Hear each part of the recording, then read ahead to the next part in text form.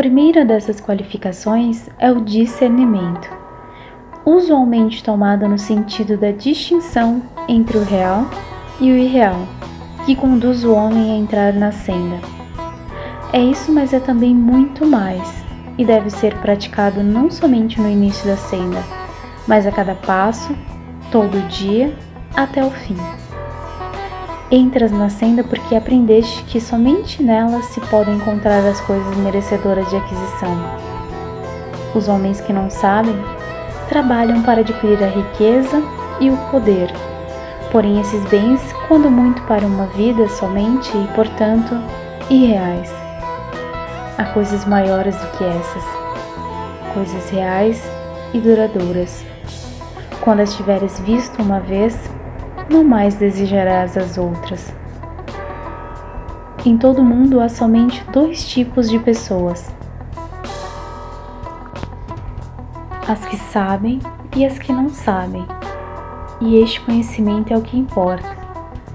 A religião que um homem professa, a raça que ele pertence, essas coisas não são importantes. O que é realmente importante é este conhecimento, o conhecimento do plano de Deus para os homens, pois Deus tem um plano, e esse plano é a evolução. Quando o homem o tiver visto uma vez e realmente o conhecer, não poderá deixar de cooperar com ele, tornando-se uno com ele, por ser tão glorioso e tão belo. Assim, porque sabe, ele está ao lado de Deus, mantendo-se no bem e resistindo ao mal, trabalhando para a evolução e não por egoísmo.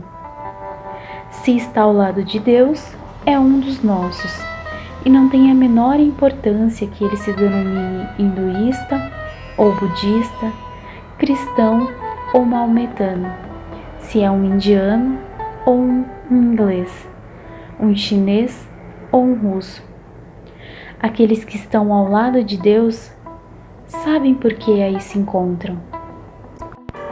E o que devem fazer e estão tentando fazê-lo, todos os outros ainda não sabem o que devem fazer. E assim, muitas vezes agem insensatamente, tentando criar caminhos para si próprios que pensam que lhes serão agradáveis, não compreendendo que todos são um, e que, portanto, somente aquilo que o uno quer pode ser realmente agradável a todos. Estão seguindo o irreal ao invés do real, até que aprendam a distinguir entre esses dois, não se posicionarão ao lado de Deus. E assim, este discernimento é o primeiro passo. Mas mesmo quando a escolha foi feita, deves ainda lembrar-te que do real e do irreal há muitas variantes, e o discernimento deve ainda ser feito entre o certo e o errado, o importante e o não importante, o útil e o inútil, o verdadeiro e o falso, o altruísmo e o egoísmo. Entre o certo e o errado, não deveria ser difícil escolher,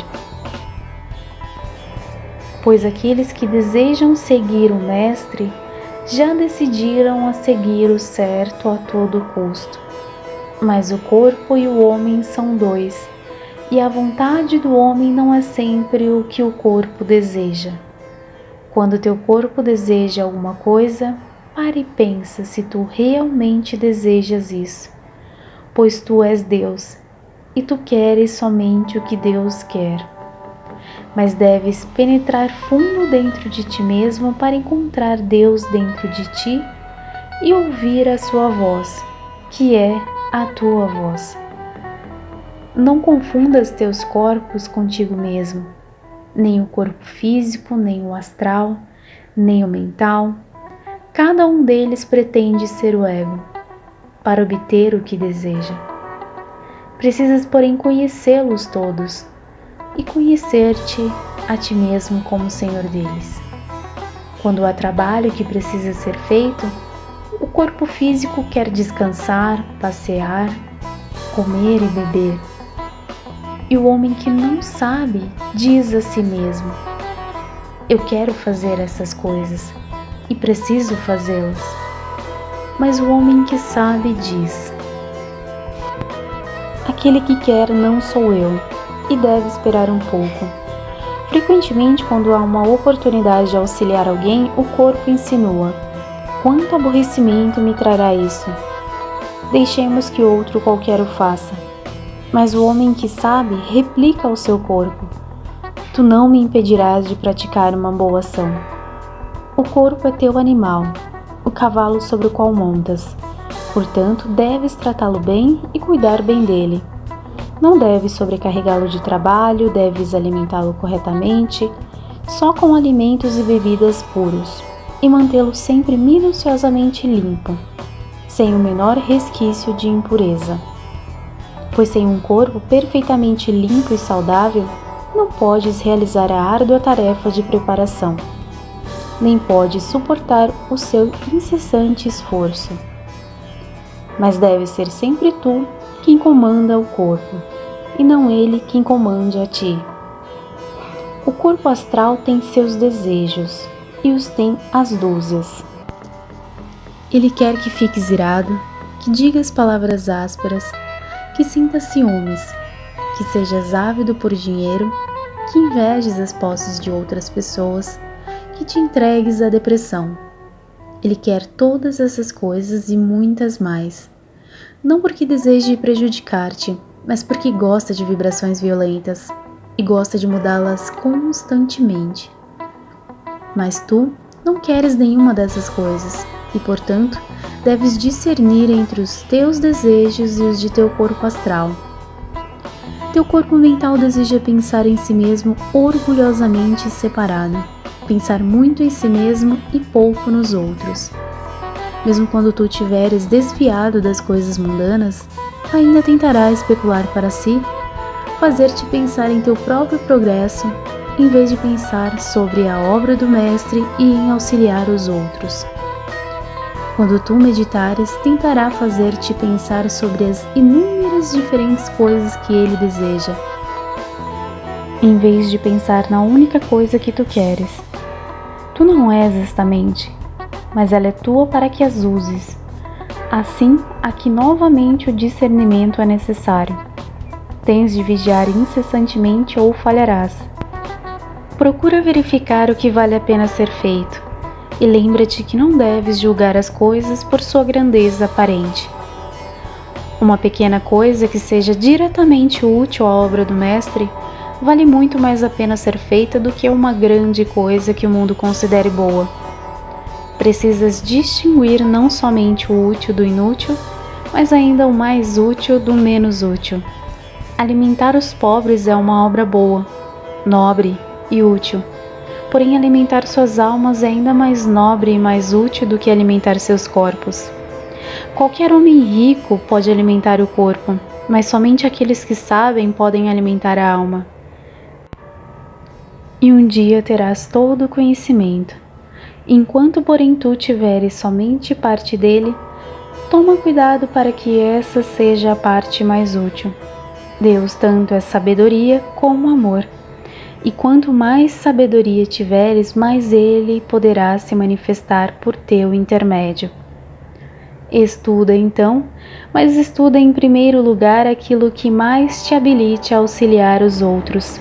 Trabalha pacientemente em teus estudos, não para que os homens te considerem sábio, nem mesmo para que possas ter a felicidade de ser sábio, mas porque somente os homens sábios podem ser sabiamente úteis. Por muito que desejes auxiliar, enquanto fores ignorante, poderás fazer mais mal do que bem. Precisas distinguir entre a verdade e a falsidade. Tens de aprender a ser verdadeiro em tudo, em pensamento, palavra e ação. Primeiro em pensamento, e isso não é fácil, pois há no mundo muitos pensamentos falsos, muitas superstições insensatas, e ninguém que estiver escravizado por eles poderá fazer progresso. Se um homem fizer alguma coisa que imaginas poder prejudicar-te, ou disser alguma coisa que imaginas aplicar-se a ti, não penses imediatamente, ele deseja ofender-me. É mais provável que nunca tenha pensado em ti, pois cada alma tem suas próprias preocupações e seus pensamentos giram principalmente em torno de si mesma. Se um homem te falar iradamente, não penses, ele me odeia, ele quer ferir-me. Provavelmente alguém ou alguma outra coisa o deixou irado, e acontecendo encontrar-te, voltou sua ira sobre ti. Ele está agindo insensatamente, pois toda ira é insensata, mas nem por isso deves pensar sobre ele de modo não verdadeiro. Quando te tornares um discípulo do Mestre, poderás sempre pôr à prova a verdade de teu pensamento, colocando-o ao lado do seu, pois o discípulo é uno com o seu mestre, e necessita somente voltar seu pensamento para o do mestre, para ver imediatamente se ambos estão de acordo. Se ouvires algum boato contra alguém, não o repitas, pode não ser verdadeiro, e ainda que o seja, é mais amável nada dizer. Pensa bem antes de falar, a fim de não caíres em inexatidões. Sê verdadeiro na ação. Nunca pretendas parecer outro senão aquele que tu és, pois todo fingimento é um obstáculo à pura luz da verdade, que deve brilhar através de ti, como a luz do sol brilha através de um vidro transparente. Precisas discernir entre o altruísmo e o egoísmo, pois o egoísmo possui muitas formas, e quando pensas finalmente tê-lo morto em uma delas, ele ressurge em outra tão forte como sempre. Porém, gradualmente, tu te tornarás em tal medida pleno do pensamento de auxiliar os outros, que não haverá mais lugar nem tempo para qualquer pensamento sobre ti mesmo. Ainda deves discernir de outra maneira. Aprende a distinguir a Deus em todos os seres e em todas as coisas, não importando quanto mal possam aparentar superficialmente. Podes auxiliar o teu irmão através do que tens em comum com ele, que é a vida divina. Aprende como despertá-la nele, aprende a invocá-la nele. Assim, tu salvarás teu irmão do erro.